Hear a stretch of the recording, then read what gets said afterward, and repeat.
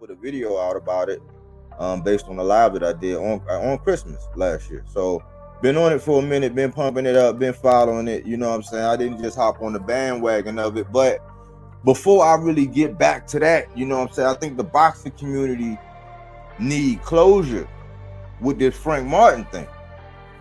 You know, I'm thinking that it needs some sort of closure with it, because it's going to overcloud. It's just like this. It's just like this $8 million, 25%. That's like everybody just, man, you could be talking about jabs and percentages. You know what I'm saying? People come out to 25%, to 8 million. Like the math never math, and people still running with it. But you know, before I started watching boxers' pockets, you know what I'm saying? Before I started watching boxers' pockets, I have to like really be interested to actually have a reason to, not because I just want to talk boxing. And what's going on with Frank, man, and you know, it's a lot of people that support and like Frank. I'm a fan of Frank. You know what I'm saying? I want the dude to do nothing but succeed.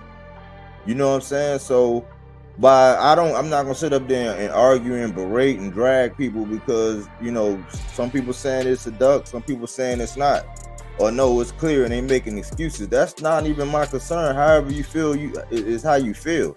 The big thing now is like with social media, man, there's a lot of things that's so quick to being put out there, you know what I'm saying? And when the hype is garnered off of that, and the sensationalism is garnered off of that, it's like when we find things not to be true, or find out that things is not going, you know, along as plans, we would like to be updated. You know what I'm saying? We need to be in the know. And I'm thinking, man, it wouldn't be a better person in the world than Brian Custer. It wouldn't be a better person in the world than Brian Custer to sit down with FrankMartin. You know what I'm saying? Link up with FrankMartin. Brian Custer know how to handle interview. He know how to talk. And it's not a tribalism thing. It's a him and the boxer and a rapport kind of thing. How to ask tough questions, how to get the fans what they know, and how to highly esteem the boxer. We need Frank and Brian Custer to sit down. Because right now, man, like I said, the loudest voice in boxing, man, it's ruining boxing, man. It's ruining boxing. You know, the loudest mouth in boxing is ruining boxing, man. And it's good. It's definitely, I admire a lot of the things. It's like, man, you know, I admire a lot of the things, but like weaponizing your platform, you know what I'm saying, is not the best way to do it. And so it's just, you know, because of your unaffiliation with somebody or whatever, like it's just, you know, you got connections where you can sit down and talk to boxers. You can get the skinny. You don't gotta, like, yeah, it's gonna come out naturally, organically, what the boxers, you know what I'm saying, want to see and do. That's gonna come out. But a lot of times, man, these boxers are misrepresented. If you think about Al, everything that somebody say about Al is through somebody that heard or seen or have talked to or been in the room with or whatever. So it was people that's been in a room and didn't even know they was in the room with him. You know what I'm saying? That's Al. Incognito. So it's like whatever you hear about that's because somebody told you or somebody showed you, or your deduction from whatever's going on over there. That's just how it is, unless you've been privileged to be in the know. But like a lot of these boxers that don't get on social media all the time, a lot of them are misrepresenting it, and it's by the people with the loudest voices. You know what I'm saying? So we need Brian Custer to sit down with Frank and say, hey, man, Frank, what's going on? Because I seen a little short piece with Chris Mannix and Sergio Mora.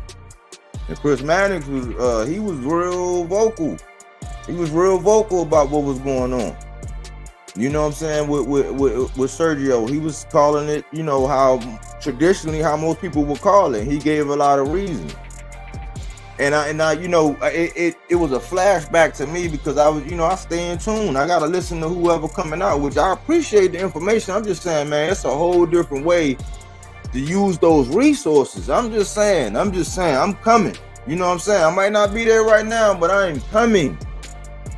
And when I get a hold of those resources, I'm going to show you how to do this, son. I'm coming. I'm coming. You know what I'm saying? But right now at the stage that I am, I can just make recommendations and look and try to add my little, you know, presence to everything. Put a little touch on it. Try to have a little power influence, which I am.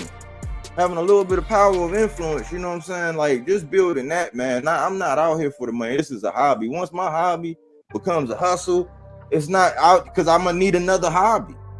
You know what I'm saying? But I actually pay attention to this as a hardcore. And I'm thinking that it was real crazy how in the, like, when the build up to Frank, you know, the Frank and Shakur, like in that brief little second, you heard people talk about, yeah. Because, you know, they were talking about how Devin talked about how Frank was a 28-year-old prospect and this. So they used the age thing in that sense. They used the age, and it was a means to be able to, like, devalue Frank in a sense. You know what I'm saying? Which, in a lot of ways, that actually benefited Frank. He was more mature. You know what I'm saying? Like, he was more mature-minded, you know, so he might have had more patience. Things might have sunk in more because he has a very high boxing IQ. So in some ways, it might have been his advantage. But in other ways, they were saying that if you, like, pretty much, since he hasn't blown, they was basically, you know, discounting him. You know what I'm saying? Just when he said whatever he said to Devin, they was discounting him and just, you know, because it's the Almighty. You know, it was the Almighty, and Frank was making this little bit, and he wasn't the only one. Regis was doing it too. You know what I'm saying? But when it came down to Frank, they was using the age to discount him. And then Chris Mannix had said something and said, hey man, he was running it down. He was like, look, and that was one of the things he named. He named his age, you know, as one of the things, you know, and the fact that it was an opportunity, and he named off the money and all this, you know what I'm saying, which I'm not trying to get into. But to me, it was an opportunity. It was an opportunity that I would have took that if I was Frank. I would have took it. You know what I'm saying? So in a lot of ways, like, if it is something bigger and better, like if it is a tank, since Tank in that situation where, you know, but that's just speculation. You know what I'm saying? The thing that the concrete things that we have, like, we have nothing concrete to go by but two people going back and forth, and then the people with the loudest voices interpreting that, and then the people that's listening in the echo chambers, they just echoing the same thing over and over again, but no real proof. And the ones that got connections aren't using their connections. I don't get it. Like, what's so good? Why can you gloat about having the numbers and doing all this or whatever, and this is how sloppy you are with your resources, man? So, and I think that Brian Custer, since he asked the best questions, he asked the question to everybody, that'll be the perfect time. He will know how to handle it, you know what I'm saying, to get this thing, because this conversation and all it's going to do is overshadow, you know what I'm saying, future fights, you know what I'm saying? It's not building up on nothing. Especially when Shakur and the Grenade about to get it on, and they got history. Now people playing catch up. Now people just coming out, you know what I'm saying, with somebody talking about him, talking about, well, he's not that big of a KO artist. This man didn't even sit down and do the research on what his KO percentages were before they start talking about the Grenade. Oh, it's only a 66%. It's like, man, you don't even do your homework before you start talking out. And these are the people that's encouraging y'all to bet your money. They'll tell you, oh man, they got betting shows and all, but these people don't even be doing their research on these people. It's looking real fishy.